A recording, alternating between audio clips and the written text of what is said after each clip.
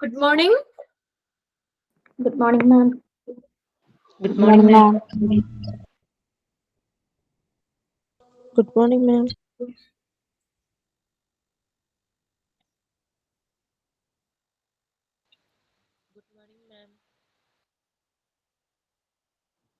നമ്മള് കഴിഞ്ഞ ക്ലാസ്സില് നമ്മള് ആംബുലൻസ് ആണ് നോക്കിക്കൊണ്ടിരുന്നത് അല്ലെ?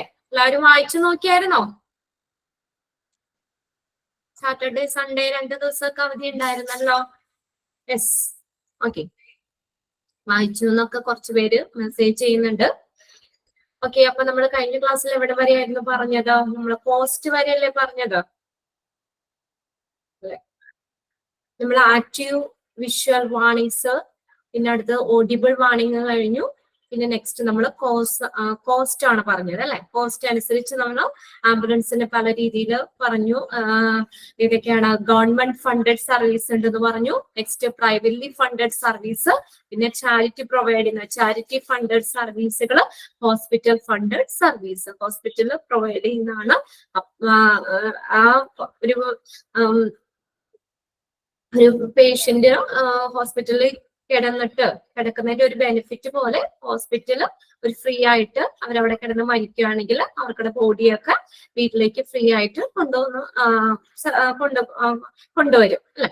അപ്പൊ അങ്ങനെ അതിന്റെ കോസ്റ്റ് അനുസരിച്ച് നമ്മള് ആംബുലൻസ് പല ക്ലാസിഫിക്കേഷൻ ഉണ്ടെന്ന് പറഞ്ഞു.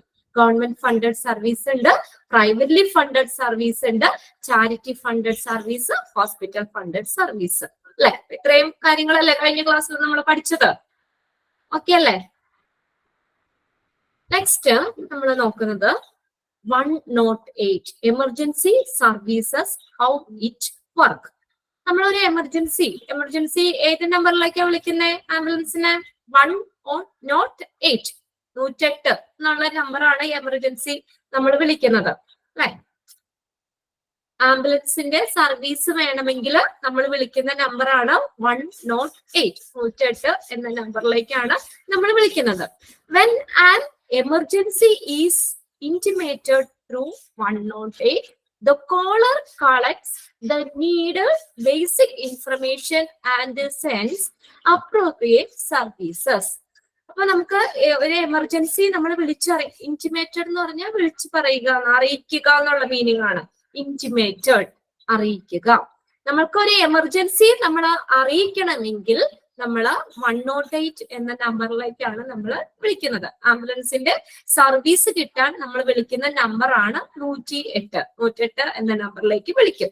The caller collects the needed basic information and sends appropriate services. അപ്പൊ വിളിക്കുന്ന ആള് എന്ത് ചെയ്യണം? നമ്മള് വിളിക്കുന്ന ആള് എന്തെല്ലാം ബേസിക് ഇൻഫർമേഷൻ കൊടുക്കണോ അതെല്ലാരും നമ്മൾ വിളിക്കുമ്പോൾ പറയണം.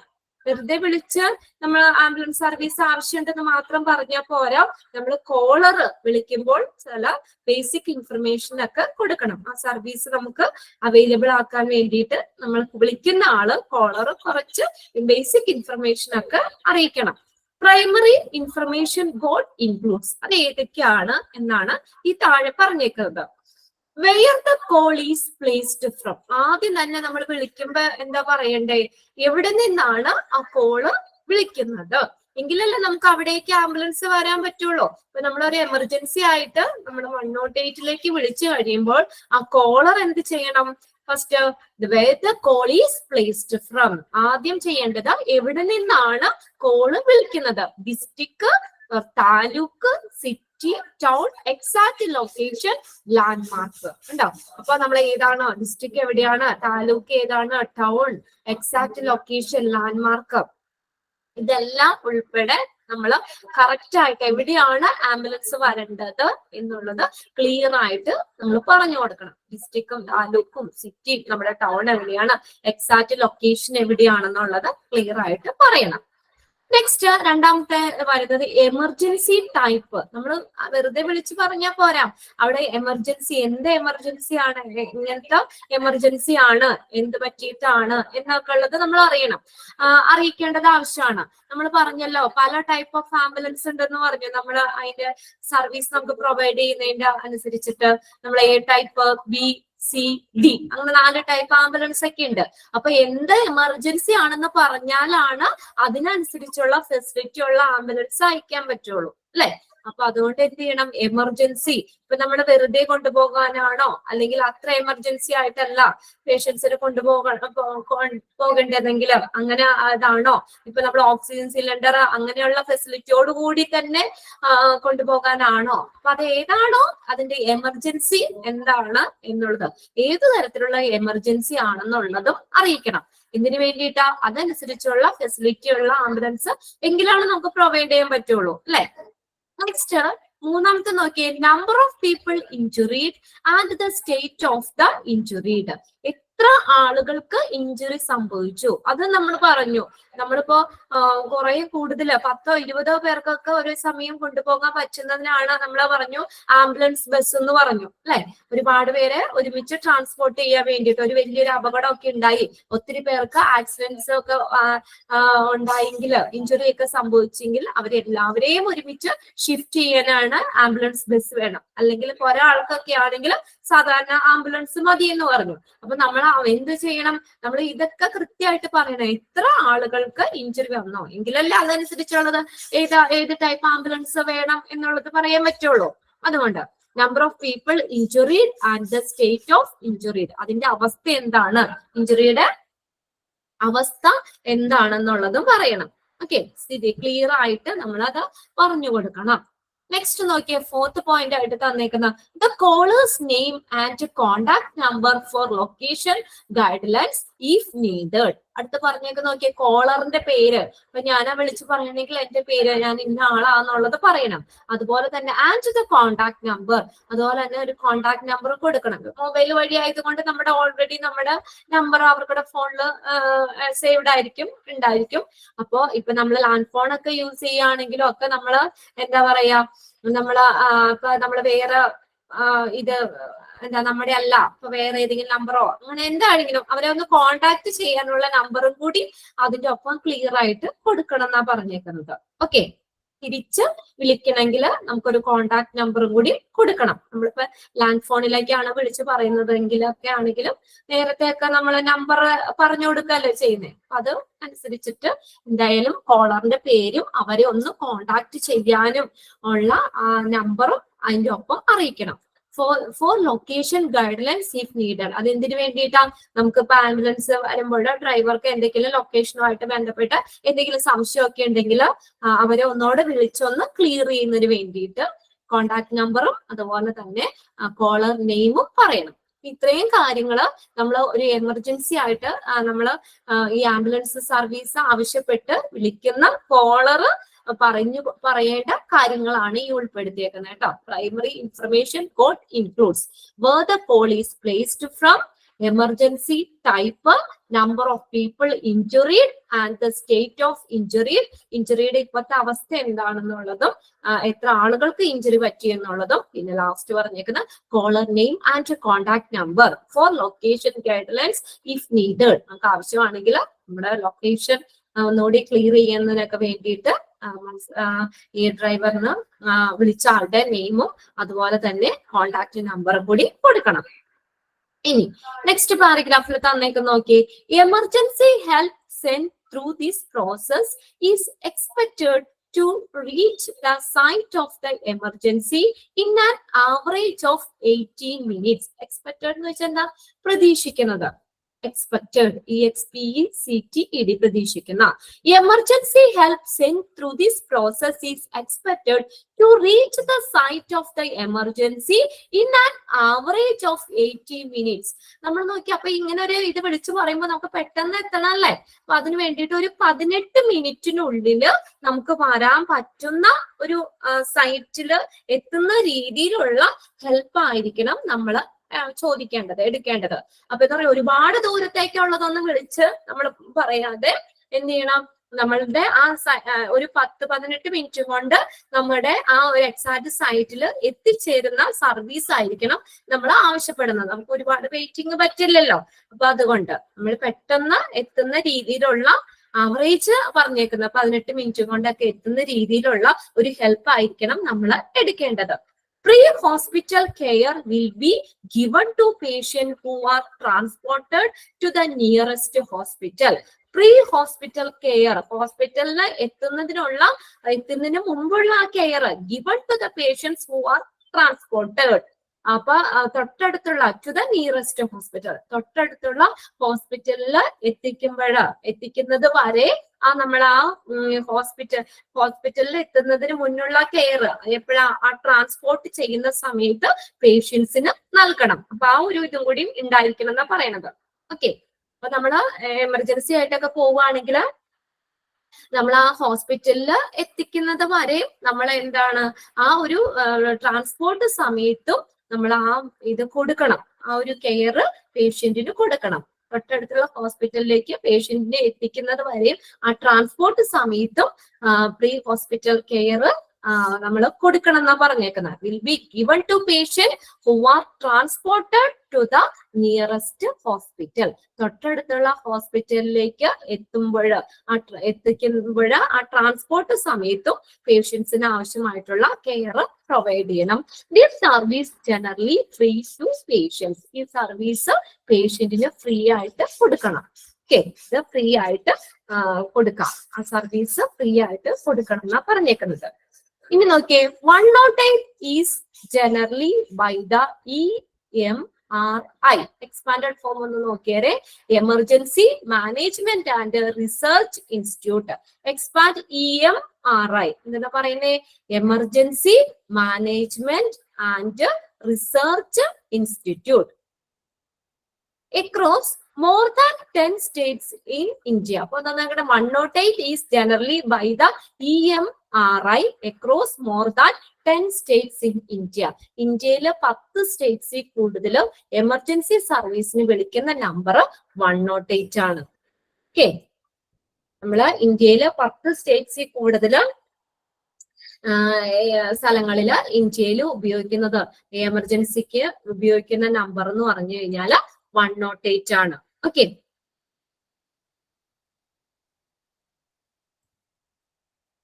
during an emergency situation, to know what to do might save someone life. അപ്പൊ നോക്കിയേ, നമ്മളിപ്പോ ഒരു എമർജൻസി വിളിക്കുമ്പോൾ നമ്മൾ കോളർ പറയേണ്ട കാര്യങ്ങളൊക്കെ നമ്മൾ പറഞ്ഞു. കറക്റ്റ് ലൊക്കേഷൻ പറയണം, അതുപോലെ തന്നെ ഇഞ്ചുറി ഏത് ടൈപ്പ് ഓഫ് ഇഞ്ചുറി ആണ്, എത്ര ആളുകൾക്ക് ഇഞ്ചുറി പറ്റി, അതുപോലെ തന്നെ പേര്, കോണ്ടാക്ട് നമ്പർ, ഇങ്ങനെയുള്ള കാര്യങ്ങളൊക്കെ കോളർ പറയണമെന്ന് പറഞ്ഞു. അതിന്റെ ഒപ്പം തന്നെ നമ്മൾ എമർജൻസി സിറ്റുവേഷനിൽ നമ്മൾ ആ കോളർ വിളിച്ചു പറയുന്നതിനെ ബേസ് ചെയ്തിട്ടിരിക്കും അയാളുടെ ഒരു ലൈഫ് എന്ന് പറയുന്നത്. അപ്പൊ വെറുതെ വിളിച്ച് ഒരു ആംബുലൻസ് വേണമെന്ന് പറഞ്ഞു കഴിഞ്ഞാൽ നോർമൽ ആംബുലൻസ് വരികയെന്ന് വിചാരിക്കുക. അപ്പൊ ക്രിട്ടിക്കൽ ആയിട്ട് കൊണ്ടുപോകേണ്ട, അല്ലെങ്കിൽ നമ്മൾ പറഞ്ഞല്ലോ പല ടൈപ്പ് ആംബുലൻസ് ഉണ്ട് ഫെസിലിറ്റി നോക്കുമ്പോൾ. അപ്പൊ അങ്ങനെയുള്ള എക്സ്ട്രാ എക്യുപ്മെന്റ്സുകളുള്ള ഫെസിലിറ്റി കൂടിയ ആംബുലൻസ് സർവീസ് ആണ് നമുക്ക് വേണ്ടത് എങ്കിൽ, അപ്പൊ കോളർ അത് കൃത്യമായിട്ട് പറഞ്ഞില്ലെങ്കിലോ, അപ്പൊ ഏതെങ്കിലും ആംബുലൻസ് വന്നാൽ മതിയോ? പറ്റില്ല അല്ലെ? അപ്പൊ ആ കോളർ വിളിച്ച് പറയുന്നതിനെ ബേസ് ചെയ്തിരിക്കും അയാളുടെ ഒരു ലൈഫ് എന്ന് പറയുന്നത്. ഓക്കെ, അതാണ് അവിടെ പറഞ്ഞേക്കുന്നത്. എന്താണ്? During an emergency situation to know what to do might save someone life. അത് ഒരു എമർജൻസി സിറ്റുവേഷനിൽ എന്താണ് നമ്മൾ പെട്ടെന്ന് ചെയ്യുന്നത്, ആ കോളർ എങ്ങനെയാണ് പറയുന്നത് എന്നുള്ളതിനെ അടിസ്ഥാനമാക്കിയിരിക്കും അയാളുടെ ജീവൻ അതിനെ ഡിപ്പെൻഡ് ചെയ്തിരിക്കും എന്നാ പറഞ്ഞേക്കുന്നത്. ഇവിടെ തന്നേക്കുന്നത് നോക്കിയേ, here are few tips on what you should tell the emergency dispatcher while calling for an ambulance. ഇവിടെ കുറച്ച് ടിപ്സാ പറഞ്ഞേക്കുന്നത്.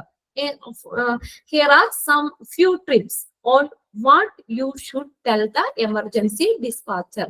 Dispatcher എന്ന് പറഞ്ഞാൽ അറിയിക്കുന്ന ആള്. എമർജൻസി ഡിസ്പാച്ചർ, എമർജൻസി വിളിച്ചു പറയുന്ന ആളില്ലേ, വിളിച്ചറിയിക്കുന്ന ആള് while calling for an ambulance. Ambulance call ചെയ്യുമ്പോൾ ആ വിളിക്കുന്ന ആള്, എമർജൻസി അറിയിക്കുന്ന ആള് എന്തൊക്കെ കാര്യങ്ങള് ചെയ്യണം എന്നുള്ളതാ പറഞ്ഞേക്കുന്നത്. അതിനെ കുറച്ച് 4-5 പോയിന്റ്സ് ആയിട്ട് ഇവിടെ തന്നിട്ടുണ്ട്. 6 പോയിന്റ്സ് ഉണ്ട് കേട്ടോ, 6 പോയിന്റ്സ് ആയിട്ട് തന്നേക്കുന്നത്. അപ്പൊ ആദ്യം തന്നെ അയാളിപ്പോ ആംബുലൻസ് സർവീസ് ആവശ്യപ്പെട്ടുകൊണ്ട് നമ്മൾ വിളിക്കാന്ന് വിചാരിക്കാം. അപ്പൊ എങ്ങനെ നോക്കിയേ, ബി കാം. ഫസ്റ്റ് പോയിന്റില് be calm and tell the emergency operator the details of the type of emergency. ഇപ്പൊ നമ്മൾ വലിയ എന്തെങ്കിലും അപകടമൊക്കെ പറ്റി നമ്മൾ ആ വിളിക്കുന്ന ആള് കാമായിട്ട് വിളിക്കണം. കാം എന്ന് പറഞ്ഞാൽ എന്താ? ശാന്തമായിരിക്കണം. അയാൾ വലിയ തിരക്ക് പിടിച്ച് ടെൻഷനൊക്കെ അടിച്ച് വിളിച്ചു കഴിഞ്ഞാൽ നമ്മൾ പറയുന്ന കാര്യങ്ങൾ ചിലപ്പോൾ മാറിപ്പോകും. നമ്മൾ ഒരു കാര്യത്തിനും ടെൻഷൻ എന്ന് പറയുന്നത് ഇതല്ല അല്ലെ, ഒരുപാട് ഓവർ ടെൻഷനൊക്കെ അടിച്ചു കഴിഞ്ഞാൽ നമുക്കുള്ള ഒരു ഇതും കൂടി പോകും. അപ്പൊ അതുകൊണ്ട് വിളിക്കുന്ന ആള് സമാധാനമായിട്ട് ഒരു ശാന്തമായിട്ട് വിളിക്കണം. അതേ വലിയ തിരക്കൊക്കെ പിടിച്ചു വിളിച്ചു കഴിഞ്ഞാൽ പറയുന്ന കാര്യങ്ങൾ ചിലപ്പോൾ ക്ലിയർ ആവണമെന്നില്ല. അതാണ് ഒന്നാമത്തെ ശ്രദ്ധിക്കേണ്ടത്. Be calm and tell the emergency operator.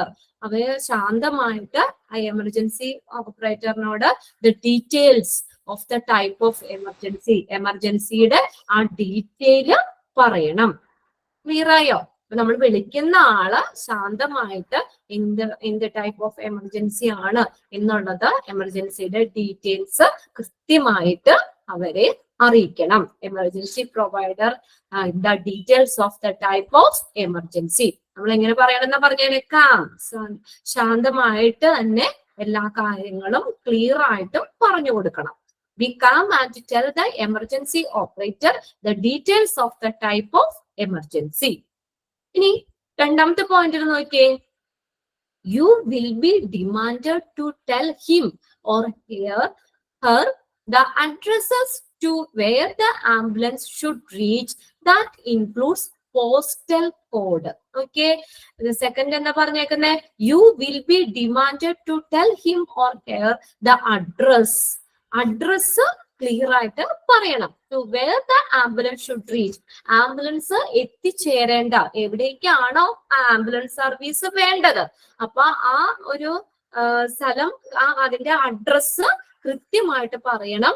That include the postal code. എന്തുകൊണ്ട് വേണം എന്നാ പറഞ്ഞേക്കുന്നത്? പോസ്റ്റൽ കോഡ് ഉൾപ്പെടെയുള്ള അഡ്രസ് ക്ലിയർ ആയിട്ട് പറയണം. എവിടേക്കാണോ ആംബുലൻസ് സർവീസ് വേണ്ടത് അവിടുത്തെ അഡ്രസ്, പോസ്റ്റൽ കോഡ് ഉൾപ്പെടെയുള്ള അഡ്രസ് കറക്റ്റ് ആയിട്ട് പറഞ്ഞു കൊടുക്കണം. Okay, first second point clear അല്ലേ? ഫസ്റ്റ് പോയിന്റിൽ എന്താ പറഞ്ഞേ? എമർജൻസി ഓപ്പറേറ്റർ കാമായിട്ട് എമർജൻസി ടൈപ്പ് എന്താണെന്നുള്ളത് പറയണം. രണ്ടാമത്തെ പറഞ്ഞു ആ എമർജൻസി നടക്കുന്ന ആംബുലൻസ് എത്തിച്ചേരേണ്ട ആ സ്ഥലം, അതിന്റെ അഡ്രസ്, പിൻകോഡ്, പോസ്റ്റൽ കോഡ് ഉൾപ്പെടെയുള്ള അഡ്രസ്സും പറഞ്ഞു കൊടുക്കണം. ഇനി തേർഡ് പോയിന്റ് നോക്കിയേ. Your phone number may also be enquired for in case the operator wants to contact you for direction. നോക്കിയേ, എൻക്വയർഡ് എന്ന് പറഞ്ഞു കഴിഞ്ഞാൽ അന്വേഷിക്കുക അല്ലെങ്കിൽ ചോദിക്കുക എന്നുള്ള meaning. Your phone number may also be enquired for. ഇനി നമ്മുടെ ഫോൺ നമ്പർ ചോദിക്കുകയാണെങ്കിൽ, ഫോൺ നമ്പർ കൂടിയും ചോദിക്കുകയാണെങ്കിൽ, in the case the operator want to contact you for direction. അപ്പൊ നമ്മള് ഈ ഫോൺ നമ്പറും കൂടി അതിന്റെ കൂട്ടത്തിൽ പറയണം എന്നാ ഉദ്ദേശിക്കുക. ഫോൺ നമ്പർ നമ്മളിപ്പോ വിളിക്കുന്ന ആള് ഫോൺ നമ്പറും കൂടി പറയണം. എന്തിനു വേണ്ടിയിട്ടാ? In case the operator wants to contact you for ഡയറക്ഷന് വേണ്ടിയിട്ട് നമ്മൾ ഓപ്പറേറ്ററിന് തിരിച്ച് ആ കോളറെ ഒന്ന് വിളിക്കണമെങ്കിൽ, ഒന്ന് കോണ്ടാക്ട് ചെയ്യണമെങ്കിൽ, ആ കറക്റ്റ് ഡയറക്ഷൻ മനസ്സിലാക്കുന്നതിന് വേണ്ടിയിട്ട് ഒന്നോടെ വിളിക്കണമെങ്കിൽ അതിന് വേണ്ടിയിട്ട് ആ കോണ്ടാക്ട് നമ്പറും ഫോൺ നമ്പറും കൂടി പറഞ്ഞു കൊടുക്കണം. നെക്സ്റ്റ് ഫോർത്ത് പോയിന്റ് നോക്കിയേ. He or she will also need the patient's age, sex and any medical history you might recollect. നോക്കിയേ, നമുക്ക് അറിയാമെങ്കിൽ, അപ്പൊ കോളറിന് അറിയാമെങ്കിൽ വിളിക്കുന്ന ആള് അതാണ് കോളറിന് അറിയാമെങ്കിൽ ആ പേഷ്യന്റിന്റെ ഏജ്, എത്ര വയസ്സുണ്ടെന്ന് പറയണം, സെക്സ് മെയിൽ ആണോ ഫീമെയിൽ ആണോ എന്നുള്ളത് പറയണം, അവരുടെ മെഡിക്കൽ ഹിസ്റ്ററി എന്താണെന്നുള്ള കാര്യം ഒക്കെ പറഞ്ഞു കൊടുക്കണം. ഓക്കെ, അതും കൂടി ഒന്ന് അറിയിക്കേണ്ടത് അത്യാവശ്യമാണ്. അപ്പൊ മെഡിക്കൽ ഹിസ്റ്ററി ഇന്ന ഇതാണ് രോഗമാണ് എന്നുള്ളതൊക്കെ നമ്മൾ കറക്റ്റ് ആയിട്ട് പറഞ്ഞു കൊടുത്താൽ അതിനനുസരിച്ചുള്ള ഫെസിലിറ്റി പ്രൊവൈഡ് ചെയ്യുന്നതിന് വേണ്ടിയിട്ടാണ്. അപ്പൊ അവരുടെ മെഡിക്കൽ ഹിസ്റ്ററി, ഏജ്, സെക്സ് ഇതൊക്കെ നമുക്ക് അറിയാമെങ്കിൽ അതും കൂടി ഒന്ന് ഷെയർ ചെയ്യണം, പറഞ്ഞു കൊടുക്കണം. നെക്സ്റ്റ് ഫിഫ്ത്ത് പോയിന്റ് നോക്കിയേ. The operator will also need to know if the patient is bleeding. അപ്പൊ നമ്മൾ ഈ പേഷ്യന്റ് ബ്ലീഡിങ് ആണെങ്കിൽ അതും കൂടി അറിയിക്കണം. If he or she is conscious, conscious എന്ന് പറഞ്ഞാൽ ബോധമുള്ള ഒരവസ്ഥയില്, ബോധാവസ്ഥയിലാണോ അല്ലെങ്കിൽ പേഷ്യന്റ് അൺകോൺഷ്യസ് ആണോ, കോൺഷ്യസ് ആണോ, അവർക്ക് ബ്ലീഡിങ് ഉണ്ടോ, അല്ലെങ്കിൽ അങ്ങനെയുള്ള കാര്യങ്ങൾ കൂടി. Has chest pain and is breathing, അവർക്ക് ചെസ്റ്റ് പെയിൻ ഉണ്ടോ അല്ലെ ബ്രീത്തിങ് അതിന് ബുദ്ധിമുട്ടുണ്ടോ, അപ്പൊ അങ്ങനെ എന്താണ് ശരിക്കും അവർക്കുടെ ഒരു പ്രസന്റ് അവസ്ഥ എന്നുള്ളതും പറയണം. ഓക്കെ, ബോധാവസ്ഥയിലാണോ അബോധാവസ്ഥയിലുള്ള പേഷ്യന്റ് ആണോ, ബ്ലീഡിങ് ഉണ്ടോ, അപ്പൊ അതിനനുസരിച്ചുള്ള എക്യുപ്മെന്റ്സുകൾ അതിനനുസരിച്ചുള്ള ഫെസിലിറ്റീസ് പ്രൊവൈഡ് ചെയ്യുന്നതിന് വേണ്ടിയിട്ടാണ്. ചെസ്റ്റ് പെയിൻ ഉണ്ടോ, അതുപോലെ തന്നെ ബ്രീത്തിങ്ങിന് എന്തെങ്കിലും ബുദ്ധിമുട്ടുണ്ടോ, അങ്ങനെ എന്താണോ ഒരു എമർജൻസി എന്നുള്ള കാര്യം കൂടി അറിയിക്കണം. ഇനി നെക്സ്റ്റ് 6th പോയിന്റ് എന്താ പറയുന്നത് നോക്കിയേ. You will also be demanded to make clear the type of injury or emergency and what caused the incidence. അടുത്ത ലാസ്റ്റ് പറഞ്ഞേക്ക് നോക്കിയേ 6th point. Type of injury or emergency. അപ്പൊ ഇത് തന്നെയൊക്കെ റിപ്പീറ്റ് ചെയ്താ വീണ്ടും വന്നേക്കുന്നത്. നമ്മൾ ക്ലിയർ ആയിട്ട് പറയണം. To the type of injury, എന്ത് ടൈപ്പ് ഇഞ്ചുറി ആണ് നടന്നത്, അല്ലെങ്കിൽ എന്ത് ടൈപ്പ് ഓഫ് എമർജൻസി ആണെന്നുള്ളത് ക്ലിയർ ആയിട്ട് പറയണം. വാട്ട് കോസ്റ്റ് ദ ഇൻസിഡൻസ്, ആ സംഭവത്തിന് കാരണമായിട്ടുള്ള ഒരു സംഭവം അതെല്ലാം എന്തെല്ലാം ആണെന്നുള്ളത് പറഞ്ഞു കൊടുക്കണം. Okay, emergency and injury or emergency and what caused the incidents. ഏത് ടൈപ്പ് ഓഫ് ഇഞ്ചുറി ആണ് അല്ലെങ്കിൽ എമർജൻസി ആണെന്നുള്ളത് പറയണം, ക്ലിയർ ആക്കണം. അതുപോലെ തന്നെ വാട്ട് കോസ്റ്റ് ദ ഇൻസിഡൻസ്, ആ സംഭവത്തിന് ആ ഇൻസിഡന്റിന് കാരണമായിട്ടുള്ള എന്ത് കാരണം, സംഭവത്തിന് എന്താണ് കാരണം എന്നുള്ള കാര്യവും പറഞ്ഞു കൊടുക്കണം. ഇങ്ങനെ 6 പോയിന്റ്സ് ആയിട്ട് തന്നേക്കുന്നത്. ഇതൊക്കെ ഒന്ന് വായിച്ചു പോകണ്ടേ ഉള്ളൂ കേട്ടോ. എന്തൊക്കെ കാര്യങ്ങള് അവര് ഈ കോൾ ചെയ്യുന്ന ആള് കോളറ് എന്തൊക്കെ ആംബുലൻസ് സർവീസ് ആവശ്യപ്പെട്ട് നമ്മൾ 108 വിളിക്കുമ്പോൾ എന്തൊക്കെ കാര്യങ്ങളെല്ലാം പറഞ്ഞു കൊടുക്കണം എന്നാ പറഞ്ഞേക്കുന്നത്. 6 പോയിന്റ്സ് ആണ്. ഓക്കെ, ആ പോയിന്റ്സ് ക്ലിയർ ആണോ നോക്കി. ഏതെങ്കിലും പോയിന്റ്സ് നിങ്ങൾക്ക് ക്ലിയർ ആവാത്തുണ്ടോ? 6 നമ്മൾ പറഞ്ഞേല് എന്തെങ്കിലും ഒന്ന് മെസ്സേജ് ചെയ്തിടാം കേട്ടോ.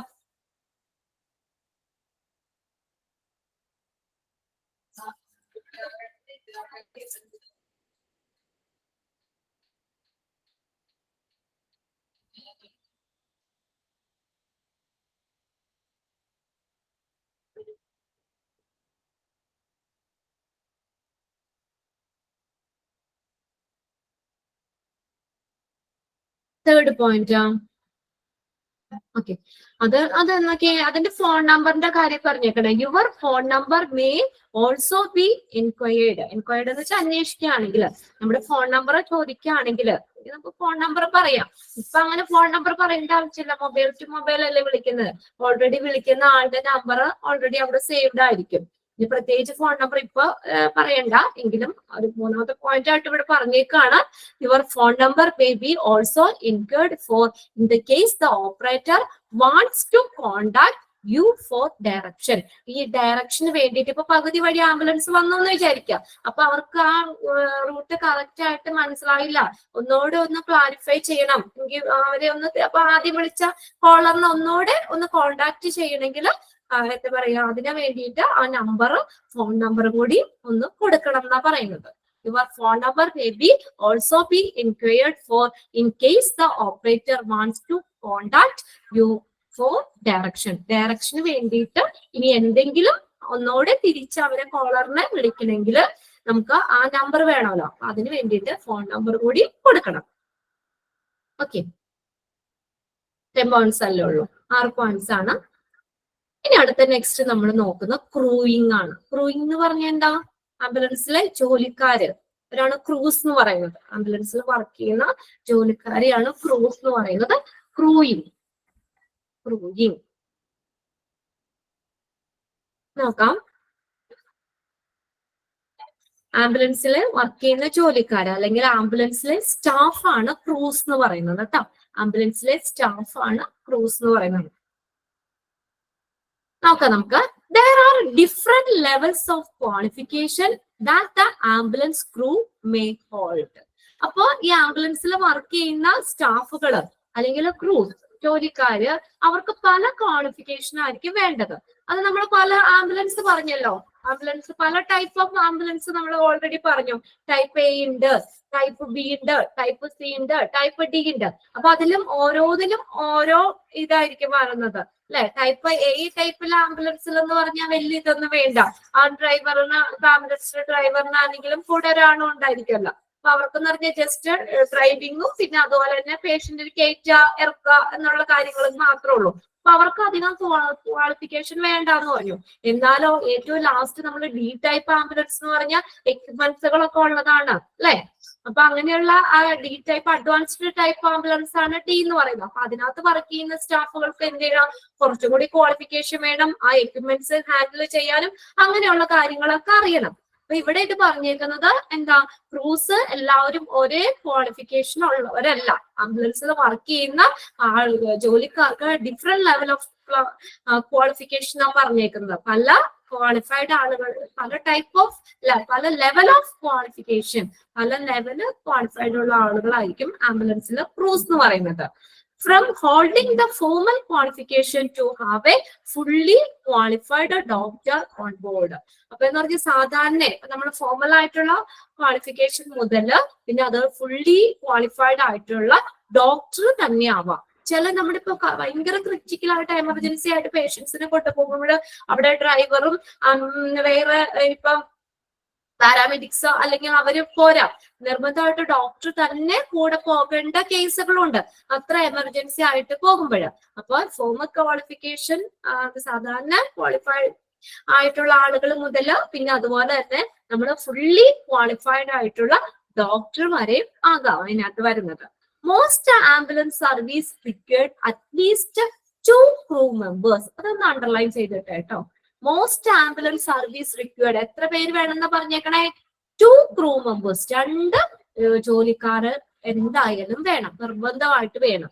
എല്ലാ ആംബുലൻസിലും അറ്റ്ലീസ്റ്റ് പറഞ്ഞേക്കട്ടോ, അറ്റ്ലീസ്റ്റ് 2 crew members എങ്കിലും വേണം. To have been on every ambulance. 1 to drive. ഒരാൾ എന്തായാലും വണ്ടി ഡ്രൈവ് ചെയ്യണമല്ലോ, ഡ്രൈവർ എന്തായാലും വേണം, ഒരു ഡ്രൈവർ വേണം. And 1 to attend to the patient. ഒരാള് പേഷ്യന്റിനെ അറ്റൻഡ് ചെയ്യാനും. അങ്ങനെ അറ്റ്ലീസ്റ്റ് 2 crew members എങ്കിലും ആംബുലൻസിൽ വേണം. ഒരാള് ഡ്രൈവർ മാത്രം പോരല്ലോ, പേഷ്യന്റിനെ കൊണ്ട് പോകുമ്പോൾ പേഷ്യന്റിന് കെയർ കൊടുക്കാനായിട്ട് പേഷ്യന്റിനെ ശ്രദ്ധിക്കുന്ന വേണ്ടിയിട്ട് ഒരു അറ്റൻഡന്റും കൂടി അതിന്റെ കൂട്ടത്തിൽ വേണം. ഡ്രൈവർ വേണം, ഒരാള് പേഷ്യന്റിനെ അറ്റൻഡ് ചെയ്യാനായിട്ട് ഒരു ക്രൂ കൂടി വേണം. കോമൺ ആംബുലൻസ് ക്രൂ ക്വാളിഫിക്കേഷൻ ആണ് സാധാരണ ആംബുലൻസിലെ ക്രൂസിന്റെ ക്വാളിഫിക്കേഷൻ ആണ് പറയുന്നത്. അതനുസരിച്ച് എന്താണ്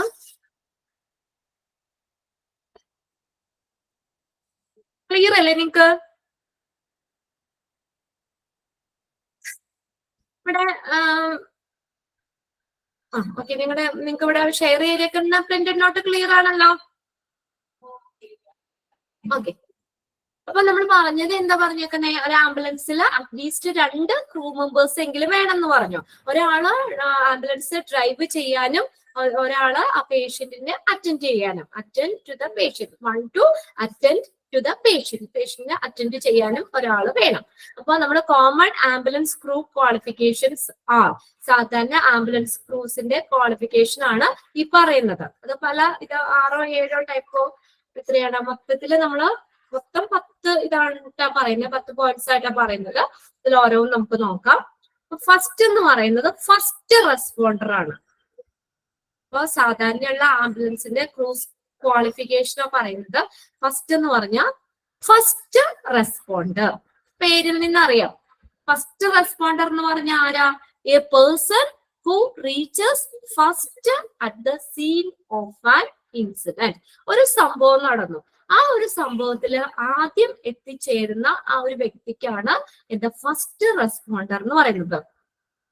A person who reaches first at the scene of an incidence. ആ ഒരു ഇൻസിഡന്റിന്റെ സീനിന് ഫസ്റ്റ് വരുന്നത് അദ്ദേഹമാണ് ഈ ഫസ്റ്റ് റെസ്പോണ്ടർ എന്ന് പറയുന്നത്. ഇനി അവർക്കുടെ ജോലി എന്താന്ന് നോക്കിയേ. And whose job is to give early critical care. അതൊന്ന് അണ്ടർലൈൻ ചെയ്തിടുക കേട്ടോ. ഫസ്റ്റ് റെസ്പോണ്ടറിന്റെ ജോബ് എന്താ? Is to give early critical care. First aid നമ്മൾ ആദ്യം കൊടുക്കൂലേ, ഹോസ്പിറ്റലിലേക്ക് കൊണ്ടുപോകുന്നതിന് മുന്നേ ആ സംഭവ സ്ഥലത്തിൽ വെച്ച് ചെറിയ കാര്യങ്ങൾ കൊടുക്കൂലേ, അപ്പൊ ഫസ്റ്റ് എയ്ഡ്. അപ്പൊ അങ്ങനെ എയർലി ക്രിട്ടിക്കൽ കെയർ കൊടുക്കുക എന്നുള്ളതാണ് ഈ ഫസ്റ്റ് റെസ്പോണ്ടറിന്റെ job. His job is to give early critical care such as cardiopulmonary resuscitation. അത് ഏതാന്ന് വെച്ചാൽ CPR കേട്ടിട്ടില്ലേ? CPR കൊടുക്കാന്ന് കേട്ടിട്ടില്ലേ? ബ്രീത്ത് ചെയ്യാനായിട്ടൊക്കെ ബുദ്ധിമുട്ടുള്ളവർക്കൊക്കെ നമ്മള് പെട്ടെന്ന് ഹാർട്ടൊക്കെ അത് സ്റ്റോപ്പായി പോകുന്ന അല്ലെങ്കിൽ ബ്രീത്തിങ് ഒക്കെ കിട്ടാതെ വരുന്ന പേഷ്യൻസിന് ഫസ്റ്റ് കൊടുക്കുന്നതാണ് CPR എന്ന് പറഞ്ഞാൽ. അവർക്കുടെ ചെസ്റ്റില് ഇങ്ങനെ കൈ വെച്ചിട്ട് ഇങ്ങനെ ഇങ്ങനെ പ്രസ് ചെയ്ത് കൊടുക്കൂലേ, അങ്ങനെ അത് കൊടുക്കുന്നതാണ്. ഫസ്റ്റ് ഓക്സിജൻ അവർക്ക് കിട്ടുന്നതിന് വേണ്ടിയിട്ട്, എയർ വേഗം കിട്ടുന്നതിന് വേണ്ടിയിട്ട് ഫസ്റ്റ് കൊടുക്കുന്ന ഒരു ഇതാണ് CPR എന്ന് പറയുന്നത്. അപ്പൊ ഈ ഫസ്റ്റ് റെസ്പോണ്ടറിന്റെ ജോലി എന്താന്ന് പറഞ്ഞത്? Give early critical care. ഏതാ? Such as cardio pulmonary resuscitation. അത് എക്സ്പാൻഡഡ് ഫോം ഒരു എക്സാമിന് ചോദിച്ചിട്ടുണ്ട് കേട്ടോ. CPR expanded form. CPR cardio pulmonary resuscitation, CPR, or applying an automated external defibrillator. ഇതാണ് automated external defibrillator, AED. ഇനി ചില കേസുകളിൽ ഇങ്ങനെ CPR കൊടുത്തിട്ടും അവർക്ക് നോർമൽ ബ്രീത്തിങ് കിട്ടുന്നില്ലെങ്കിൽ രണ്ടാമത് കൊടുക്കുന്നതാണ് AED എന്ന് പറയുന്നത്. അതെന്താണ്? Expanded form automated external defibrillator, AED. അപ്പൊ ഫസ്റ്റ് നമ്മൾ CPR കൊടുത്തിട്ടും ആ ഒരു പേഷ്യന്റിന് എന്താ നോർമലായിട്ട് ബ്രീത്ത് ചെയ്യാൻ പറ്റിയില്ലെങ്കിലോ അല്ലെങ്കിൽ ആ ശ്വാസം അവർക്ക് എടുക്കാൻ പറ്റിയില്ലെങ്കിലൊക്കെ നമ്മൾ രണ്ടാമത്തെ സ്റ്റെപ്പ് എന്ന് പറഞ്ഞാൽ അതിനുശേഷം കൊടുക്കുന്നതാണ് ഓട്ടോമാറ്റഡ് എക്സ്റ്റേണൽ ഡിഫിബ്രിലേറ്റർ. ഇതെന്താന്ന് വെച്ചാൽ നമ്മൾ രണ്ടിങ്ങനെ കയ്യിൽ പിടിക്കുന്ന പോലുള്ള സാധനം നെഞ്ചിന്റെ രണ്ട് സൈഡ് വശത്തും വെച്ചിട്ട് ഇങ്ങനെ പെട്ടെന്ന് ചെസ്റ്റിൽ ഇങ്ങനെ വെക്കുമ്പോഴേക്കും അത് ചെസ്റ്റിൽ വെച്ച് ഇങ്ങനെ പ്രസ് ചെയ്യുമ്പോൾ പെട്ടെന്ന് ഒരു ജർക്കിങ് പോലെ അവർക്ക് ആ ഇത് കിട്ടും, ബ്രീത്തിങ് കിട്ടും. അപ്പൊ അങ്ങനെ രണ്ടാമത്തെ CPR ആദ്യം നമ്മൾ CPR കൊടുക്കും. CPR കൊടുത്തിട്ട് നോർമൽ ആവുന്ന കേസുകളിൽ രണ്ടാമത് കൊടുക്കുന്നതാണ് AED എന്ന് പറയുന്നത്. അതെങ്ങനെയാ? രണ്ട് പിടിക്കുന്ന ഒരു സാധനം പോലെയുള്ളത് ഇങ്ങനെ ചെസ്റ്റിൽ രണ്ട് വശത്തും വെച്ച് ഇങ്ങനെ പ്രസ് ചെയ്യുമ്പോഴേ പെട്ടെന്ന് ഇങ്ങനെ ഒരു ജർക്ക് പോലെ ആ ഒരു ഇത് നോർമൽ ആവും. അപ്പൊ അങ്ങനെ ഒന്നില്ലെങ്കിൽ CPR അല്ലെങ്കിൽ AED. അപ്പോ അതൊക്കെ ചെയ്യാൻ പറ്റുന്ന തരത്തിലുള്ള സ്കില്ലായിട്ടുള്ള ആളുകളാണ് ഈ ഫസ്റ്റ് റെസ്പോണ്ടർ എന്ന് പറയുന്നത്. Okay, first responder may be sent by the ambulance service. ഇത് ആംബുലൻസ് സർവീസ് വഴി ഫസ്റ്റ് റെസ്പോണ്ടറിനെ അയക്കാം. ആംബുലൻസ് ഒരു സംഭവ സ്ഥലത്തേക്ക് വരുമ്പോൾ ആ കൂട്ടത്തില് ഫസ്റ്റ് റെസ്പോണ്ടറും ഉണ്ടാവും. അപ്പൊ അതെന്ന് പറഞ്ഞാൽ അവർക്ക് അപ്പൊ ഇങ്ങനെയുള്ള കാര്യങ്ങൾ ചെയ്യാനായിട്ട് ഇപ്പൊ നമ്മൾ പറഞ്ഞില്ലേ CPR, AED ഇങ്ങനെയുള്ളതൊക്കെ ചെയ്യാനായിട്ടുള്ള ഒരു സ്കിൽഡ് ആയിട്ടുള്ള ആളുകളായിരിക്കണം. അവര് ആംബുലൻസ് സർവീസ് വഴി ഫസ്റ്റ് റെസ്പോണ്ടറിനെ അയക്കാം. ഇനി നമ്മുടെ തന്നേക്കുന്നത് may be passes by or may be dispatched to the scene from other agencies such as the police or fire department. അല്ലെങ്കിൽ ആ പോലീസ് അല്ലെങ്കിൽ ഫയർ ഡിപ്പാർട്ട്മെന്റിൽ നിന്നുള്ള ഡിപ്പാർട്ട്മെന്റുകളിൽ നിന്നോ മറ്റുള്ള ഏജൻസികളിൽ നിന്നുള്ള ആളുകളെ വേണമെങ്കിൽ സംഭവ സ്ഥലത്തേക്ക് അയക്കാം. ഓക്കെ, പോലീസ് അല്ലെങ്കിൽ ഫയർ ഡിപ്പാർട്ട്മെന്റ് പോലുള്ള മറ്റ് ഏജൻസികളിൽ നിന്നുള്ള ആളുകളെ സംഭവത്തിലേക്ക് ഇങ്ങനെ ഫസ്റ്റ് റെസ്പോണ്ടർ പോലെ സംഭവ സ്ഥലത്തേക്ക് അയക്കാം. അദ്ദേഹത്തിന്റെ ഡ്യൂട്ടി എന്ന് പറഞ്ഞ ഇത്രേ ഉള്ളൂ, to give early critical care to the patient. പേഷ്യന്റിന് എയർലി ക്രിട്ടിക്കൽ കെയർ കൊടുക്കുക. ഓക്കെ, CPR കൊടുക്കാൻ അറിയണം. CPR കൊടുത്തിട്ടും നോർമൽ ആവുന്നില്ലെങ്കിൽ രണ്ടാമത്തെയാണ് AED എന്ന് പറയുന്നത്, ഓട്ടോമാറ്റഡ് എക്സ്റ്റേണൽ ഡിഫിബ്രിലേറ്റർ. അപ്പൊ ഇങ്ങനെയുള്ള കാര്യങ്ങളൊക്കെ കൊടുക്കാനായിട്ടുള്ള സ്കിൽഡ് ആയിട്ടുള്ള ആളുകളായിരിക്കും ഫസ്റ്റ് റെസ്പോണ്ടർ എന്ന് പറയുന്നത്. ആ ഒരു ഇൻസിഡന്റ്, ആ ഒരു സംഭവ സ്ഥലത്തേക്ക് ആദ്യം എത്തിച്ചേരുന്ന വ്യക്തിയെയാണ് ഫസ്റ്റ് റെസ്പോണ്ടർ എന്ന് പറയുന്നത്. ക്ലിയർ ആണോ നോക്കിയേ? ഫസ്റ്റ് എയ്ഡ് ഒക്കെ നമ്മൾ കൊടുക്കൂലേ? ഒരാൾക്ക് പെട്ടെന്ന് അപകടം പറ്റി നമുക്ക് അറിയാവുന്ന ഫസ്റ്റ് എയ്ഡ് കൊടുക്കും ഓൺ ദ വേ നമ്മൾ പോകുമ്പോഴോ ഹോസ്പിറ്റലിലേക്ക്. അതൊന്ന് ജസ്റ്റ് ഒരു ഫസ്റ്റ് എയ്ഡ് എന്തെങ്കിലും കൊടുത്തിട്ടാണ് നമ്മളിപ്പോ ഹോസ്പിറ്റലിലേക്ക് ഷിഫ്റ്റ് ചെയ്യുന്നത്. അതുപോലെ തന്നെ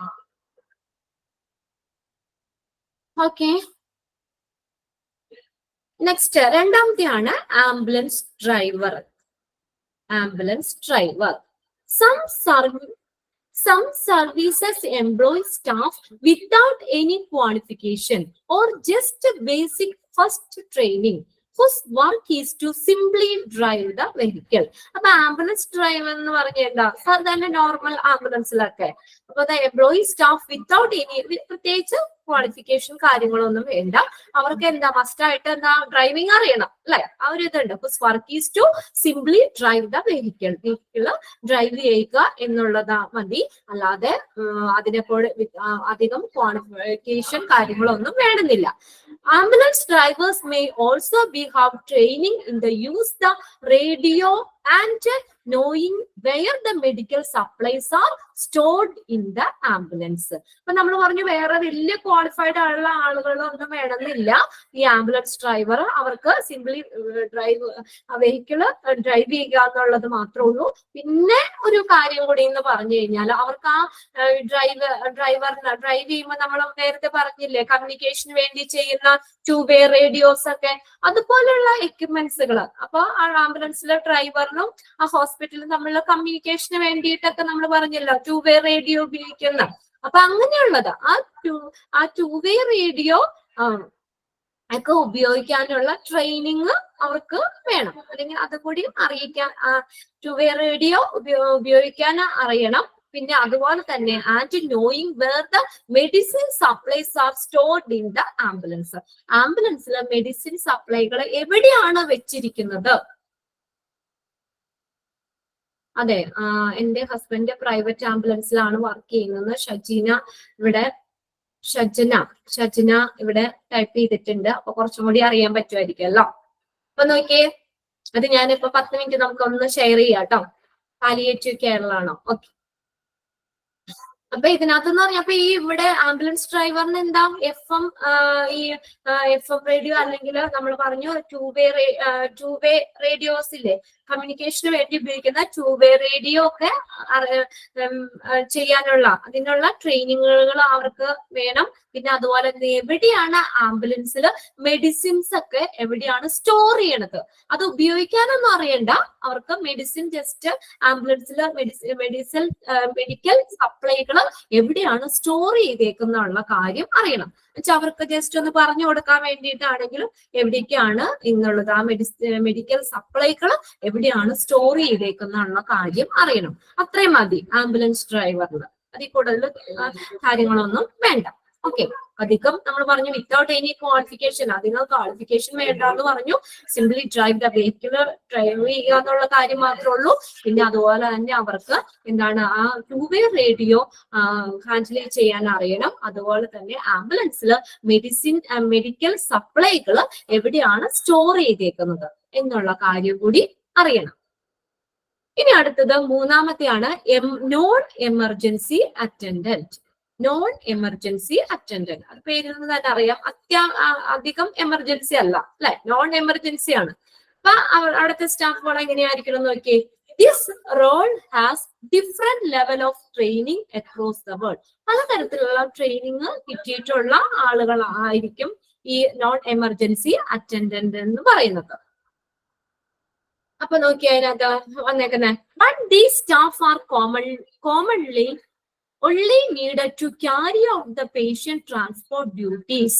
അപ്പൊ നോക്കിയേ, ഇവർക്കൂടെ ഒരു ഇതെന്ന് പറഞ്ഞാൽ എന്താ കോമൺ ആയിട്ട് പേഷ്യന്റ് ട്രാൻസ്പോർട്ട് ഡ്യൂട്ടീസ്, പേഷ്യൻസിനെ കൊണ്ടുവരിക എന്നുള്ള പേഷ്യന്റ് ട്രാൻസ്പോർട്ട് ഡ്യൂട്ടീസ് കോമൺ ആയിട്ട് അവർക്ക് അത്രയും അത് ചെയ്യുക എന്നുള്ള കാര്യം മാത്രമേ ഉള്ളൂ. പേഷ്യൻസിനെ എങ്ങനെയാണ് ഒരു പേഷ്യന്റിനെ ക്യാരി ചെയ്യുന്നത്, പേഷ്യന്റിനെ എങ്ങനെ മൂവ് ചെയ്യിക്കണം, പുറത്തേക്ക് എങ്ങനെ കൊണ്ടുപോകണം, അല്ലെങ്കിൽ അകത്തേക്ക് എങ്ങനെ കയറ്റണം, അങ്ങനെയുള്ള കുറച്ച് കാര്യങ്ങൾ മാത്രം. പേഷ്യന്റ് ട്രാൻസ്പോർട്ട് ഡ്യൂട്ടീസ് ആണ് ഈ നോൺ എമർജൻസി അറ്റൻഡന്റിന് വരുന്നത്. Which can include stretcher or wheel chair cases. ഇപ്പൊ സ്ട്രെച്ചറിൽ കയറ്റുന്നവരുണ്ടാവും, അല്ലെങ്കിൽ വീൽ ചെയറിൽ ആംബുലൻസിലേക്ക് ഷിഫ്റ്റ് ചെയ്യുന്നവരുണ്ടാവും. അപ്പൊ അത് അവർക്ക് ആ ഒരു എന്താ പറയാ, അത് കറക്റ്റ് ആയിട്ട് കറക്റ്റ് പൊസിഷനിൽ പേഷ്യന്റിന് വലിയ ബുദ്ധിമുട്ടൊന്നും ഇല്ലാത്ത രീതിയിൽ സ്ട്രക്ചറിൽ നിന്നാണെങ്കിലും എടുത്തൊക്കെ അവരെ നമ്മൾ ആംബുലൻസിലേക്ക് കയറ്റുമ്പോഴൊക്കെ എന്താ അതിനൊരു മരുന്ന് വേണമെന്ന് നമ്മൾ പറയൂലേ. അപ്പൊ അങ്ങനെ ആ വീൽ ചെയറിൽ നിന്നും സ്ട്രക്ചറിൽ നിന്നൊക്കെ പേഷ്യൻസിനെ സേഫ് ആയിട്ട് ആംബുലൻസിലേക്ക് ഷിഫ്റ്റ് ചെയ്യുന്ന അങ്ങനെയുള്ള കാര്യങ്ങളൊക്കെ അവർക്ക് അറിഞ്ഞിരിക്കണം.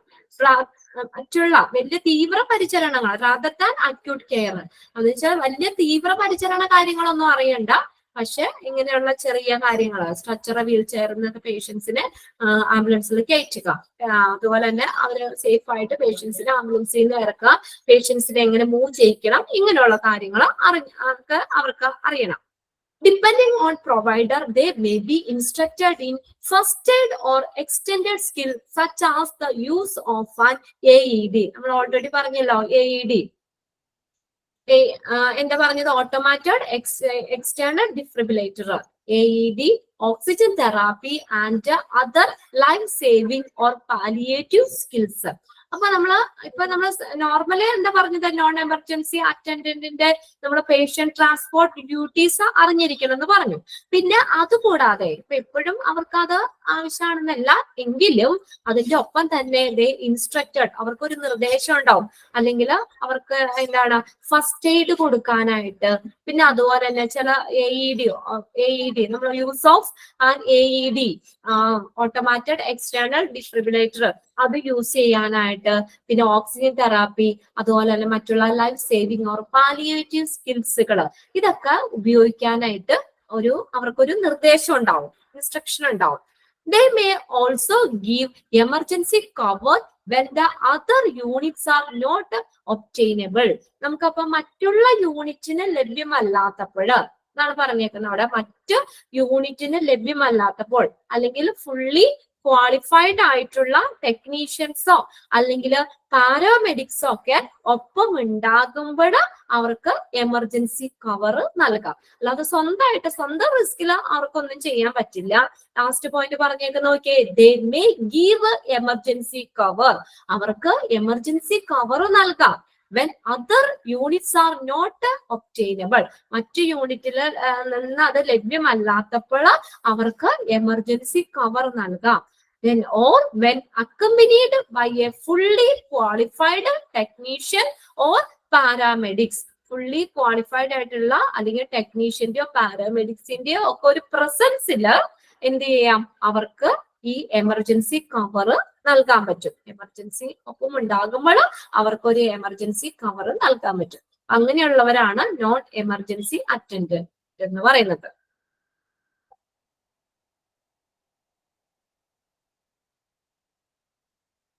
Okay,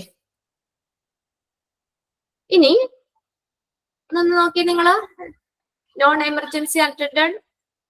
This rule has to different level of training across the world, but these staff are commonly only needed to carry the patient transport duties. അവരുടെ ഒരു കാര്യം എന്ന് പറഞ്ഞു കഴിഞ്ഞാൽ rather than acute care, തീവ്ര പരിചരണങ്ങൾ അവർക്ക് അത് കൊടുക്കണമെന്ന് അത് വേണ്ട. അല്ലാതെ നോർമല് പേഷ്യൻസിന് ട്രാൻസ്പോർട്ട് ചെയ്യുമ്പോഴുള്ള കാര്യങ്ങൾ അറിഞ്ഞാൽ മതി. പേഷ്യൻസിനെ എങ്ങനെ മൂവ് ചെയ്യിക്കണം, എങ്ങനെ അകത്ത് ആംബുലൻസിലേക്ക് കയറ്റണം, അല്ലെങ്കിൽ ആംബുലൻസിൽ നിന്ന് ഇറക്കുമ്പോൾ എന്തൊക്കെ കാര്യങ്ങൾ ശ്രദ്ധിക്കണം, അങ്ങനെയുള്ള കാര്യങ്ങൾ അറിഞ്ഞാൽ മതി. That which include stretcher or wheelchair cases. ഇനി depending on provider they may be instructed in first aid. പിന്നെ അതുകൂടാതെ അവർക്ക് ഒരു നിർദ്ദേശം ഫസ്റ്റ് എയ്ഡ് അല്ലെങ്കിൽ നമ്മള് ചില കഴിവുകളോ ചില ഇൻസ്ട്രുമെന്റ്സ് ഒക്കെ യൂസ് ചെയ്യാൻ അവരറിയണം.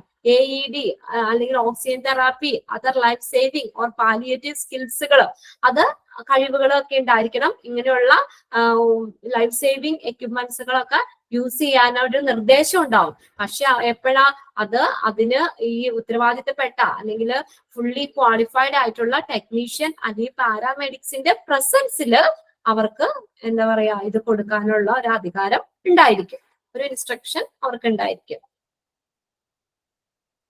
ഇനി next fourth emergency care assistance ആണ്. എമർജൻസി കെയർ അസിസ്റ്റൻസുകൾ Frontline ambulance drivers who arrive at occurrence in both the emergency and non-emergency situation. അപ്പൊ എമർജൻസി സിറ്റുവേഷൻ ആണെങ്കിലും അല്ലെങ്കിലും വർക്ക് ചെയ്യുന്ന രീതിയിലുള്ള അസിസ്റ്റന്റുകളാണ് എമർജൻസി കെയർ അസിസ്റ്റന്റ് എന്ന് പറയുന്നത്. അപ്പൊ അവര് എമർജൻസി ആണെങ്കിലും അല്ലെങ്കിലും അവർക്ക് എല്ലാ കാര്യങ്ങളും മാനേജ് ചെയ്യാനായിട്ട് അറിയണം. എമർജൻസി സിറ്റുവേഷൻ ആണെങ്കിലും നോൺ എമർജൻസി സിറ്റുവേഷൻ ആണെങ്കിലും വർക്ക് ചെയ്യുന്ന രീതിയിലുള്ള ഒരു സ്റ്റാഫുകളാണ് എമർജൻസി കെയർ അസിസ്റ്റന്റ് എന്ന് പറയുന്നത്. Their job is to help the technician or paramedics. Underline ചെയ്തിടാട്ടോ. ഓരോരുത്തർക്കുടെ ജോലി എന്താണെന്നുള്ളത് നോട്ട് ചെയ്യണം. ഈ എമർജൻസി കെയർ അസിസ്റ്റൻസിന്റെ ജോബ് എന്താ പറയണേ? Their job is to help the technician or paramedics. ടെക്നീഷ്യനോ അല്ലെങ്കിൽ പാരാമെഡിക്സിനെ ഒക്കെ ഹെൽപ്പ് ചെയ്യുക. പാരാമെഡിക്സ് എന്ന് പറഞ്ഞാൽ ആരാ? ഡോക്ടറും നേഴ്സും അല്ലാതെ ആംബുലൻസിലോ മെഡിക്കൽ ഫീൽഡിൽ വർക്ക് ചെയ്യുന്നവരാണ്. ആംബുലൻസിലല്ല, മെഡിക്കൽ ഫീൽഡിൽ വർക്ക് ചെയ്യുന്നവരെയാണ് പാരാമെഡിക്സ് എന്ന് പറയുന്നത്. ഡോക്ടറും നേഴ്സും അല്ലാതെ മെഡിക്കൽ ഫീൽഡിൽ വർക്ക് ചെയ്യുന്നവരാണ് പാരാമെഡിക്സ് എന്ന് പറയുന്നത്. അപ്പൊ എന്താണ്? ടെക്നീഷ്യനെയോ അല്ലെങ്കിൽ പാരാമെഡിക്സിനെയോ അവരുടെ വർക്കില് എന്ത് ചെയ്യുക? ഹെൽപ്പ് ചെയ്യുക എന്നുള്ളതാണ് ഈ എമർജൻസി കെയർ അസിസ്റ്റന്റ്. കണ്ടോ, അസിസ്റ്റന്റ് എന്ന് തന്നേക്കുന്നുണ്ടോ? അപ്പൊ ടെക്നീഷ്യനെയോ പാരാമെഡിക്സിനെയോ അവരുടെ വർക്കിൽ ഒന്ന് ഹെൽപ്പ് ചെയ്യുക എന്നുള്ളതാണ് ഈ എമർജൻസി കെയർ അസിസ്റ്റൻസിന്റെ ജോബ് എന്ന് പറയുന്നത്. job is to underline ചെയ്തിടാ കേട്ടോ. Their job is to help the technician or paramedics.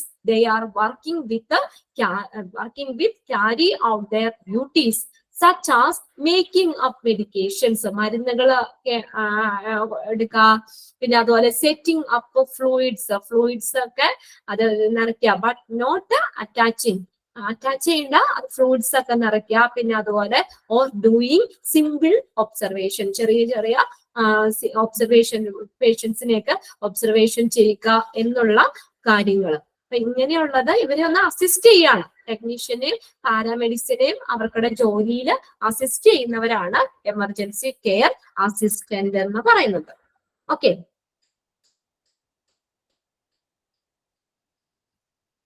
അപ്പൊ എമർജൻസി കെയർ കൊടുക്കുന്ന ആളുകളെ എന്ത് ചെയ്യുക? ഹെൽപ്പ് ചെയ്യുക. അങ്ങനെ ഒന്ന് നോട്ട് ചെയ്താൽ മതി. എമർജൻസി കെയർ കൊടുക്കുന്നത്, അതായത് ടെക്നീഷ്യനും പാരാമെഡിക്സും അവരുടെ വർക്കിൽ ഒന്ന് സപ്പോർട്ട് ചെയ്യുന്നവരാണ് എമർജൻസി കെയർ അസിസ്റ്റന്റ് എന്ന് പറയുന്നത്. ക്ലിയർ ആണോ നോക്കിയേ? എമർജൻസി കെയർ കൊടുക്കുന്നവരെ സപ്പോർട്ട് ചെയ്യുന്നവര് അല്ലെങ്കിൽ അസിസ്റ്റ് ചെയ്യുന്നവരാണ് എമർജൻസി കെയർ അസിസ്റ്റന്റ് എന്ന് പറയുന്നത്. ഓക്കെ, 4 എണ്ണം നമ്മൾ പറഞ്ഞിട്ടുണ്ട്.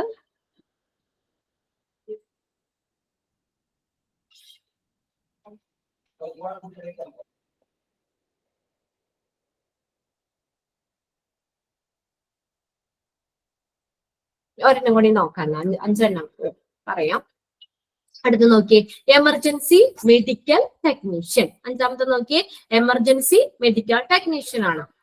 ഇത് നോക്കിയേ, technicians are generally able to do a wide range of emergency care skills such as defibrillation, spinal immobilization, bleeding control, splinting of suspected fractures, helping the patient with some medication and oxygen therapy. Certain countries split this term into 2 levels, such as in US, where their EMT basic and EMT intermediate. EMT എന്നാണ് കേട്ടോ, 2ാമത്തെ T ആക്കുക, I എന്നാണ് ഇവിടെ തന്നേക്കുന്നത്.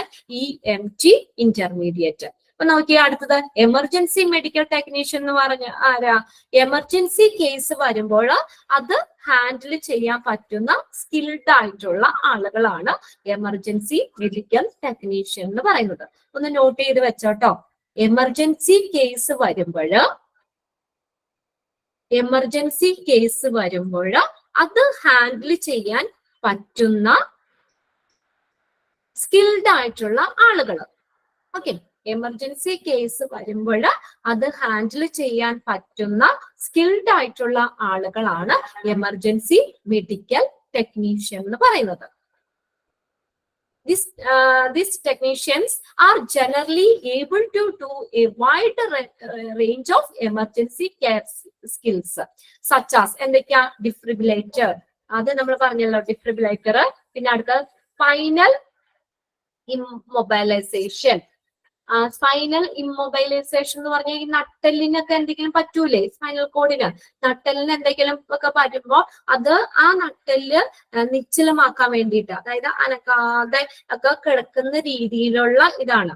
Minimise the movement of the spinal column. Spinal കോളത്തിന്റെ movement അത് minimise ചെയ്യാൻ വേണ്ടിയിട്ട്, കുറയ്ക്കുന്നതിന് വേണ്ടിയിട്ടുള്ള രീതികൾ. അപ്പൊ അവരെ എന്ത് ചെയ്യണം, അനക്കാതെ കിടത്തണം. നട്ടെല്ലിനൊക്കെ എന്തെങ്കിലും പ്രശ്നം വന്നിട്ടുണ്ടെങ്കിൽ അവരെ എണിപ്പിക്കാനോ സൈഡ് ചിരിക്കാനോ ഒന്നും പാടില്ല. അപ്പൊ എന്ത് ചെയ്യണം, അവരെ അനക്കാതെ കിടക്കണം. അതാണ് നട്ടെല്ല് നിശ്ചലമാക്കുക. Spinal ഇമ്മൊബൈലൈസേഷൻ. Minimise the movement of the spinal column.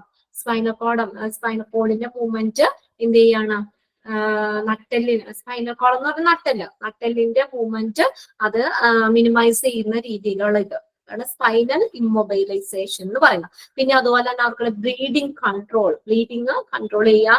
സ്പ്ലിന്റിങ് of suspected fracture. Suspected fracture എന്ന സംശയാസ്പദമായിട്ടുള്ള ഫ്രാക്ചറുകൾ, എന്തെങ്കിലും പൊട്ടലൊക്കെ ഉണ്ടോ എന്നൊക്കെ സംശയമൊക്കെ ഉള്ളേ, അതിനെ സ്പ്ലിന്റിങ് എന്ന് പറഞ്ഞാൽ എന്താണെന്നറിയോ? അപ്പൊ അത് ഇപ്പൊ ഈ കൈയൊക്കെ ഒടിഞ്ഞു, അപ്പൊ കൈയൊക്കെ ഇങ്ങനെ നമ്മൾ എന്ത് ചെയ്യണം, അനക്കാതെ തന്നെ ആ പേഷ്യന്റിന് ഹോസ്പിറ്റലിലേക്ക് ഷിഫ്റ്റ് ചെയ്യണം അല്ലെ.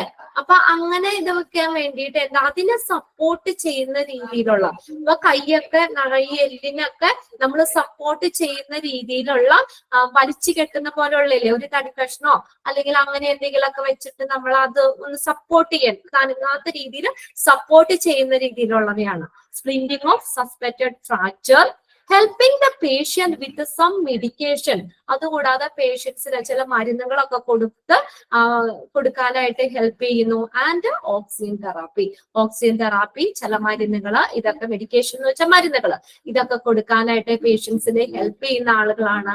പിന്നെ അതുപോലെ തന്നെ certain countries split this term into two levels. അപ്പൊ ചില കൺട്രീസിൽ ഇതിനെ എമർജൻസി മെഡിക്കൽ ടെക്നീഷ്യൻ എന്ന് പറഞ്ഞ 2 ലെവലായിട്ട് തിരിച്ചിട്ടുണ്ട്. അപ്പൊ നമ്മുടെ ഇവിടെ എമർജൻസി മെഡിക്കൽ ടെക്നീഷ്യൻ, അതിനെ നമ്മൾ എന്താ പറയാ, ടെക്നീഷ്യൻ ഒറ്റ ചെയ്ത്. അപ്പൊ അതിനെ ചില കൺട്രീസിലൊക്കെ അതിനെ 2ആയിട്ട് തിരിച്ചിട്ടുണ്ട്. അതായത് US വെയർ EMT ബേസിക് ഒരു ലെവലിലുള്ളവരാണ് EMT ബേസിക്, അടുത്തത് EMT ഇന്റർമീഡിയറ്റ്. അങ്ങനെ US അതിനെ 2ആയിട്ട് സ്പ്ലിറ്റ് ചെയ്തിട്ടുണ്ടെന്നാ പറഞ്ഞേക്കുന്നത്. എമർജൻസി മെഡിക്കൽ ടെക്നീഷ്യനെ 2ആയിട്ട് സ്പ്ലിറ്റ് ചെയ്തിട്ടുണ്ട്. US ഫസ്റ്റ് EMT ബേസിക്, രണ്ടാമത്തെ ഒരു ലെവലാണ് EMT ഇന്റർമീഡിയറ്റ് എന്ന് പറയുന്നത്. അവർ കൊടുക്കുന്ന ആ കെയർ കാര്യങ്ങളൊക്കെ വെച്ചിട്ട് നമുക്ക് 2 ലെവലായിട്ട് തിരിക്കാം. എമർജൻസി മെഡിക്കൽ ടെക്നീഷ്യനെ 2 ലെവലിൽ തിരിക്കാം. ഇത്രയാണ് 5 മതി. 5 പോയിന്റ്സ് ആയിട്ടാണ് 1, 2, 3 എന്ന് പറഞ്ഞ 5 പോയിന്റ്സ് തന്നിട്ടുണ്ട്. ക്രൂസ്, അപ്പൊ ക്രൂസിന്റെ ക്വാളിഫിക്കേഷൻ വെച്ചിട്ട് നമ്മൾ ഫസ്റ്റ് പറഞ്ഞത് ഫസ്റ്റ് റെസ്പോണ്ടർ പറഞ്ഞു, പിന്നെ രണ്ടാമത്തെ ആംബുലൻസ് ഡ്രൈവറാ പറഞ്ഞത്, പിന്നെ നോൺ എമർജൻസി അറ്റൻഡന്റ്, പിന്നെ അടുത്തത് എമർജൻസി കെയർ അസിസ്റ്റന്റ്. അത് ഓർക്കുക, ഈ എമർജൻസി കെയർ കൊടുക്കുന്നവരെ അസിസ്റ്റ് ചെയ്യുന്നവരാണ് കേട്ടോ. എമർജൻസി കെയറിനെ, അതായത് ടെക്നീഷ്യനെ, പാരാമെഡിക്സിനെയൊക്കെ അവരുടെ വർക്കിൽ സപ്പോർട്ട് ചെയ്യുന്നവരാണ് എമർജൻസി കെയർ അസിസ്റ്റന്റ് എന്ന് പറയുന്നത്. പിന്നെ അടുത്താണ് emergency medical technician. Emergency case വരുമ്പോൾ അത് ഹാൻഡിൽ ചെയ്യാൻ പറ്റുന്ന സ്കിൽഡ് ആയിട്ടുള്ള ആളുകൾ. ഓക്കെ, 5 എണ്ണമാണ് നമ്മൾ പറഞ്ഞത്.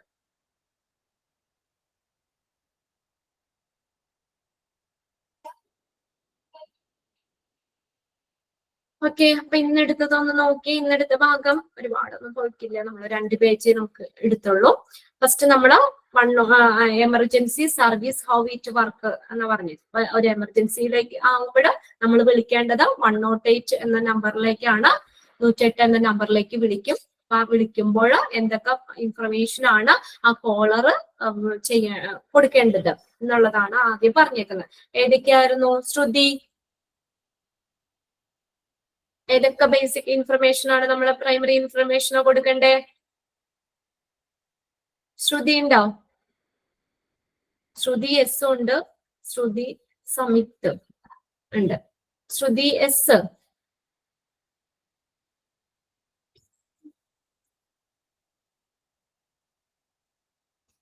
ശ്രുതി ഇല്ലേ?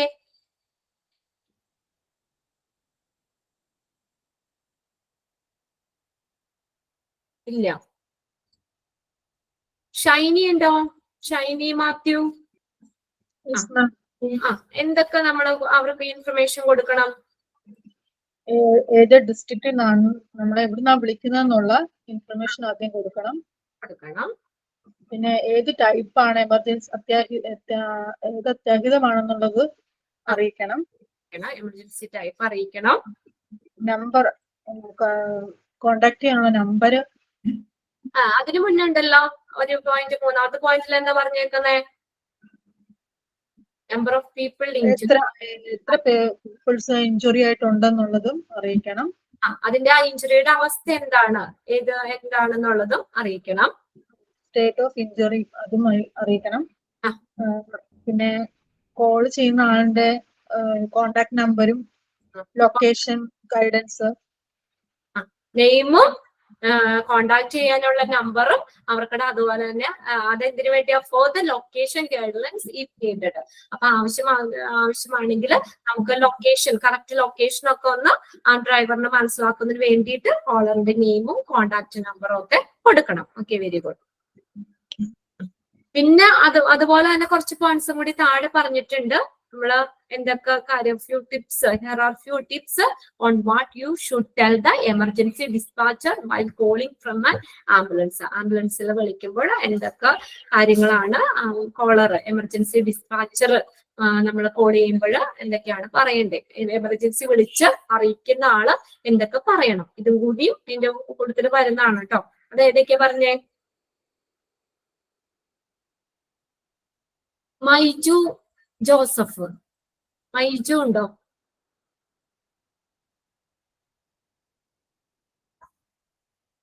അനു ഉണ്ടോ? അനു ഉണ്ടല്ലോ. പറഞ്ഞേ, ഏതൊക്കെ പോയിന്റ്സാ വന്നേന്ന് പറഞ്ഞേ. നമ്മൾ ആംബുലൻസിന് വിളിക്കുമ്പോ ക്ലാമായിട്ടും സംസാരിക്കണം.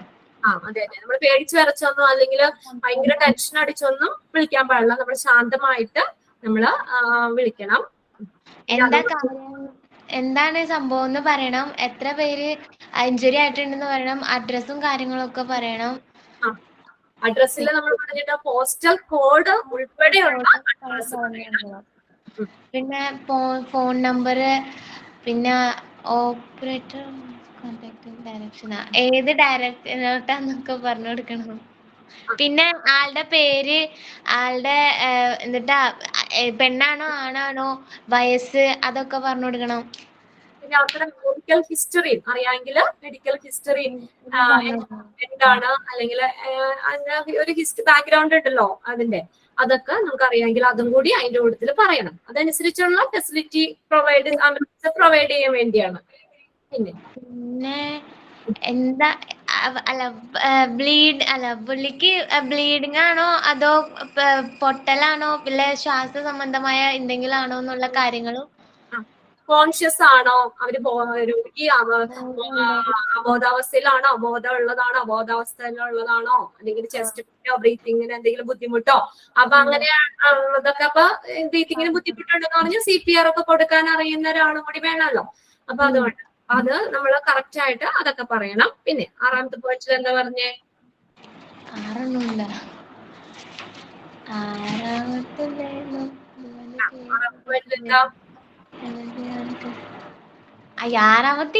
ഞാൻ മറന്നു, ഏത് പറഞ്ഞോ.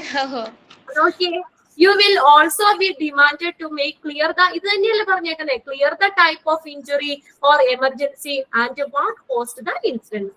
ഏത് ടൈപ്പ് ഓഫ് ഇഞ്ചുറി ആണ് അല്ലെങ്കിൽ എമർജൻസി ആണെന്നുള്ളത് ക്ലിയർ ആയിട്ട് പറയണം. പിന്നെ അതിന് കാരണം, ആ ഇൻസിഡന്റിന് കാരണം എന്താണെന്നുള്ളതും നമ്മൾ അറിയിക്കണം എന്നാ പറഞ്ഞേക്കുന്നത്. പിന്നെ നമ്മള് എന്താ പറഞ്ഞ, ക്രൂയിങ് ആണ് അല്ലെ. അനു വളരെ എന്താ പറയാ, പറയാൻ വാക്കുകൾ, വളരെ നിഷ്കളങ്കമായ ഒരു കുട്ടിയാണല്ലോ അനു. അങ്ങനെയൊന്നും ഇല്ല. സാധനമാണോ? അത് ഇംഗ്ലീഷ് വായിക്കറിയാൻ പാടില്ല, അതുകൊണ്ടാ മലയാളത്തിൽ പറയണേ. അത് കുഴപ്പമില്ല, നിങ്ങൾക്ക് എന്താണ് മനസ്സിലായത് അതൊന്നും അറിയാൻ വേണ്ടിയിട്ടാണ്. ഇംഗ്ലീഷ് വായിക്കാൻ അറിയില്ല എന്ന് പറയരുത്, അപ്പൊ വായിച്ചൊന്ന് നോക്കാം കേട്ടോ.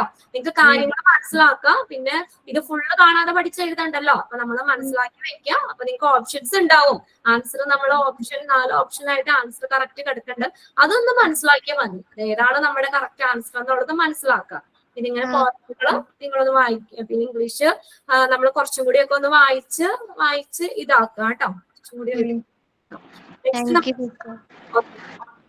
അപ്പൊ നമ്മളെ നെക്സ്റ്റ് ക്രൂയിങ് പറഞ്ഞ ആംബുലൻസിലെ സ്റ്റാഫിനെ കുറിച്ചാ പറഞ്ഞത്. ഇത് ഞാൻ റിപ്പീറ്റ് ചെയ്യണ്ടല്ലോ, 5 പറഞ്ഞത്. ഇനിയിപ്പോ ലാസ്റ്റ് തീർന്നിട്ട് വേണമെങ്കിൽ നമുക്ക് ഒന്നുകൂടി ഒന്ന് റിപ്പീറ്റ് ചെയ്ത് പറയാം കേട്ടോ. 10 പോയിന്റ്സും കഴിഞ്ഞതിന് ശേഷം ഒന്നുകൂടി നമുക്ക് എഴുതാം, അല്ലെങ്കിൽ ക്വസ്റ്റ്യൻസ് പറയുമ്പോഴും ആക്കിയിട്ട് എഴുതാം. ഓക്കെ, ക്ലാസ് വൈൻഡ് അപ്പ് ചെയ്തോട്ടെ. Okay, bye. Okay, thank you.